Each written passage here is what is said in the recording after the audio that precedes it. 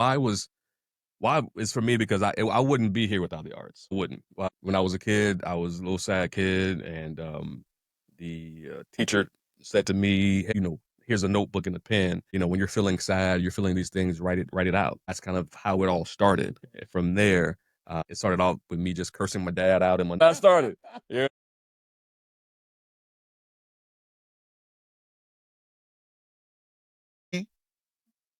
Miami's hip hop and R&B. It's 103.5 The Beat, Papa Key, the people's voice. My brother Darius is in the building. Yes, sir. He stays with an open invitation anytime art prevails.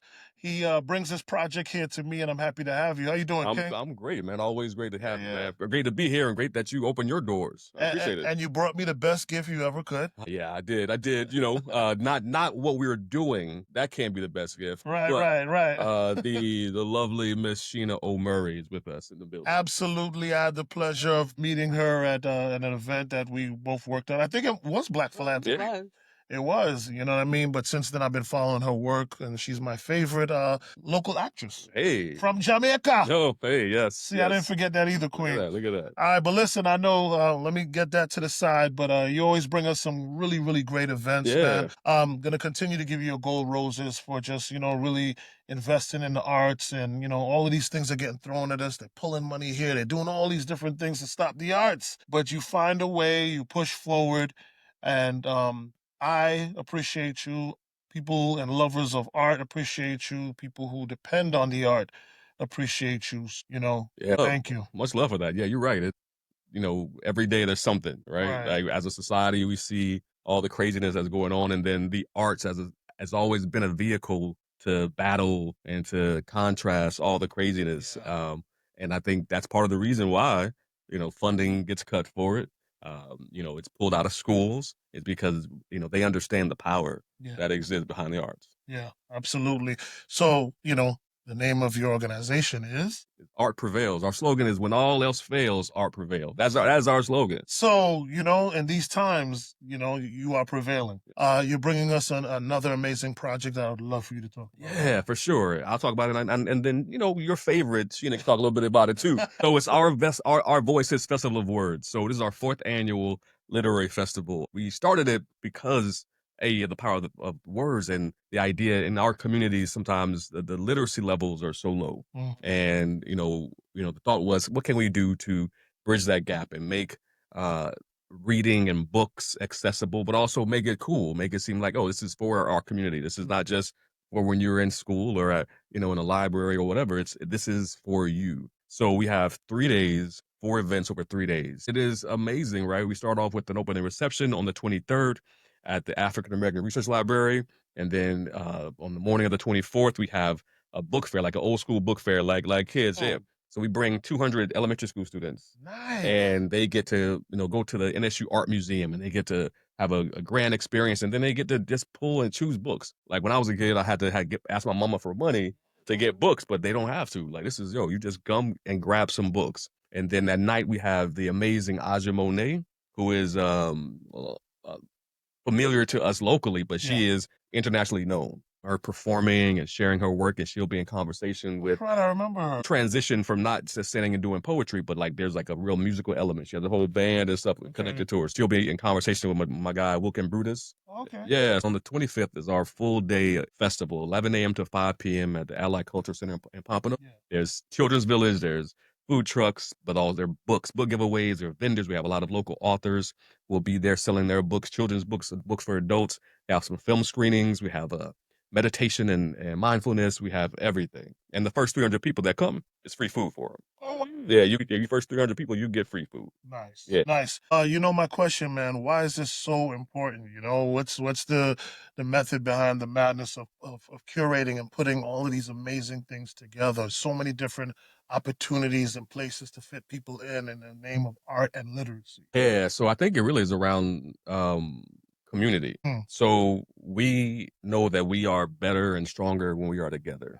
That part. Right. And so the more that we can create opportunities in space for people to gather and be together is better. Like, especially in this time of like social media and this digital age, and everybody is kind of just on their phone and very isolated. If we can create this sense of togetherness through the arts, I think then ultimately when the stuff hits the fan, then we know we have people to lean on, and we know we have people to connect with, and so I think that's one of the things that the arts does. It provides a sense of community. It provides this understanding that we are together, that you're not alone. This thing that you're experiencing, this thing that you're thinking about, like you're not the only one that's experiencing that, and you can find that in somebody's poem, in somebody's song, in this book. You can find that there is this relatability that exists, and so the more that we do that, I think that's the better we are as a community and as a people. From an entertainer standpoint, how do you feel about it? Play festival that we just did. So like the connection for me is the most important.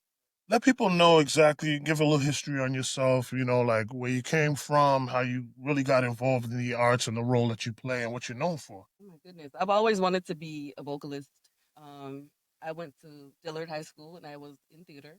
And after high school, I was like, maybe theater is not the thing. So I was focusing on music. And then one day somebody was like, hey, you should audition for this musical. And I auditioned for it. And I was like, and I've been doing professional theater since 2017. I still do music, but it's kind of taken a backseat, but I'm kind of put it back in the front because theater has taken so much of my life. And then also working with this organization it's so important and so special to me that I've had to fuse the two.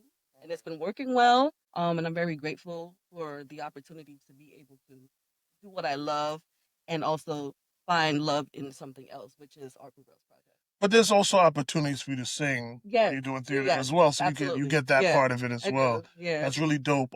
Okay, I just was recently the lead in a play called Detroit 67, which was an amazing experience at the African Heritage Cultural Arts Center. Really amazing experience to be able to put these characters on stage and give them life. I'm currently doing a show with an ensemble called Searching for Willie Lynch that runs until the 26th of April.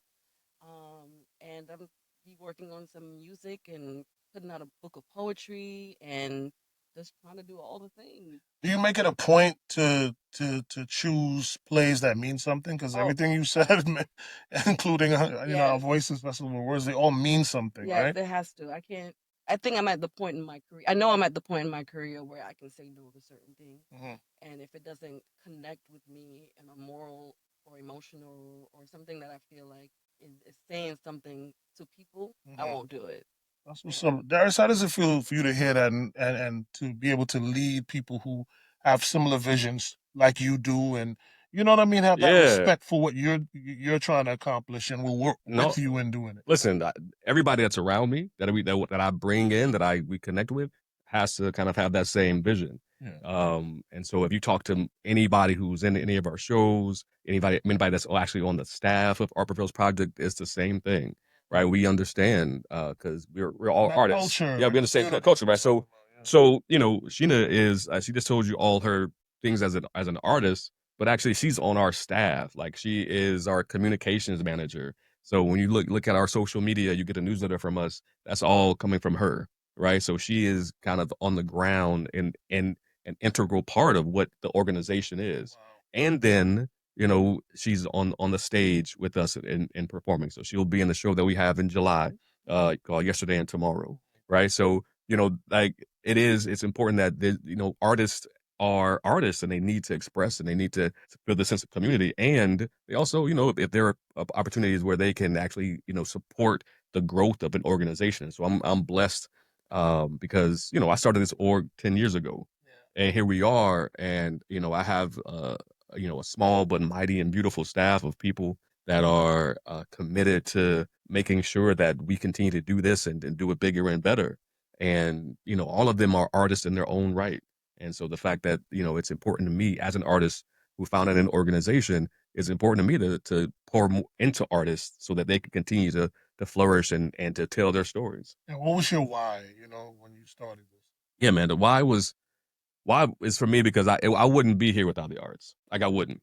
When I was a kid, I was a little sad kid, and the teacher said to me, "Hey, here's a notebook and a pen. When you're feeling sad, you're feeling these things, write it out." And that's kind of how it all started.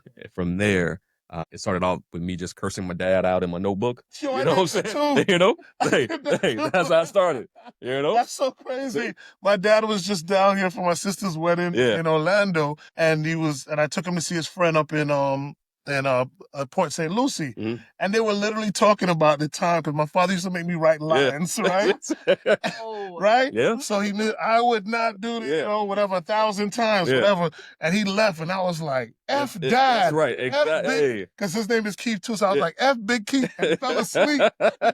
And he found And it. I woke up to an ass. Yeah. And there's hope for us. Yeah, exactly. Look at that. Oh my gosh. See, there you were expressing yourself, right? Expressing your truth. This is your truth, right? This is what you were truly feeling, right? You know, so that's the same thing, right? So for me, it was like expressing what I was feeling, Yeah. and learning that particular, like I didn't get an ass whooping You're right, what I was doing, you know, but I learned that I can go have a space to express. And so when I was teaching and I was utilizing those things when I was in the classroom, but then for me, it was like, how can I, bring this more to the broader community? What can I do beyond the confines of the school to try to get more into communities? So, like that was a why, because I know what it can do. I know how important it is, and I know that if there is an attack, if the school isn't doing it, if the government's not, providing the opportunities, somebody has to. Yeah. So why not me? Just with you. Yeah, yeah. Just want to give you your gold roses. Thank you so much for all the contributions, many lives you touch. Not even just with your events, but I'm sure just when when you speak to kids, it's a big deal, brother. I appreciate And I don't think we give enough props to the people who are really doing the real work every single day. So thank you so much, brother, for that. And with that, please let everybody know how they can support and come out and have a good time and get their tickets and all of that. And so before I do that, I'm gonna say, because I always have to hit it right back to you to like your voice, man. Your like I just say that your voice over the years and in this area has been an important voice, man. And we need these voices. Like you touch thousands and hundreds of thousands of people, on a consistent basis. And so the fact that you consistently create space like this, like I listen and I watch and I hear all these people from various walks of life being able to have an opportunity to share their stories and what they have going on. And that's real. Like that's something that um that needs to happen. The people who have the access, the airwaves, the platforms, we need more of that. And the fact that you are continuously, and the fact that you say, I heard you talking to somebody earlier before we got on, hey, just let me know whatever you need, I got you, right? And the same thing you tell me. And so like that as a thing, that your heart for that and your willingness to open up the access that you've been given, and that, well, I want to say that you've worked hard for, is beautiful, man. And it to see you in it in a light, and I see you in other spaces. I appreciate you for what you do and who you are, and how you show up for this community on a consistent basis. Thank you, bro. I appreciate it. Yeah, Really absolutely. appreciate it, man. Absolutely. It's brother love, man. We can play tennis all day, going back and forth, showing each other love. But I hope this plays as an example of how we need to treat and deal with each other, in all spaces. 100%. So thank you so much. I really appreciate it. Yeah, absolutely. Ourvoicesfest.com. That's the easiest place to go. Ourvoicesfest.com. Or if you go to Art Prevails Project on social media or anywhere, you'll find all about it. Of the events I mentioned, all of are free except our opening reception, which is called the Lit Lounge. It is a slight fundraising opportunity for us because it costs a lot of money to do this, to do these events. So it's the tickets are not super expensive, and I say that knowing that this economy is crazy right now. But it is a slight little donation that you'll give, but with it you'll get food and a couple of drinks and an amazing time. And local performances. We have of Queen and Slim fame, Bertrand Boyd. If you don't know, he's the villain in Queen and Slim. Snitch. You see, right? You see all the memes of him, but he is an amazing actor and poet, and so he'll be the very good dude, not his character at all. Yeah, so he'll be there, but also we have Inez Barlatier, who's an amazing Haitian American singer and songwriter, and a bevy of other artists that'll be there on that night. So it'll be well worth it. Well worth it. But also everything else is free. So if you can just come out and ourvoicesfest.com is there, and just tap into what we're doing as an organization. We're always open for people who are looking to support, for volunteers. If you yourself are an artist or something tap in. We also have, last time we were here, we talked about our show, The Bard and Bars. Yeah. So we're bringing that back. That's coming right back. So we have 4 shows. May 8th and 9th will be at the African American Research Library and Culture Center, and May 15th and 16th will be at the Historic Lyric Theater in Overtown. So super excited about both of those spaces. We wanted to bring it back and have this show, which is hip hop and Shakespeare mix, but we wanted to have them in very historic and cultural spaces. And so please, again, Arbor Rails Project, come out and support those things.